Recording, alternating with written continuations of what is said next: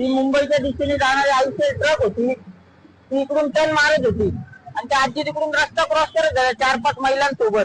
त्या बाकीच्या महिला पुढे गेल्या आणि त्या आजी एकट्या सापडल्या. त्या आजी थांबथांब करत होत्या ट्रकवाल्याला, पण त्याचं लक्ष नसल्या कारणाने त्या आजींच्या डोक्यावरनं आणि पायावरनं गाडी गेली, त्यांच्या जागीच मृत्यू झाला.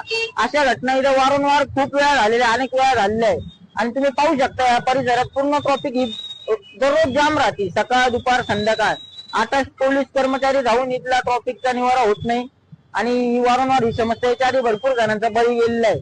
आणि बाजूलाच कॉलेज आहे, महाविद्यालय आहे, अशा भरपूर गोष्टी आहे, रहदारीचा रस्ता आहे. कमीत कमी इथे सिग्नलची तरी प्रशासनाने कमीत कमी सिग्नलची तरी व्यवस्था करावी अशी आमची मागणी. बस, बाकी काही नाही.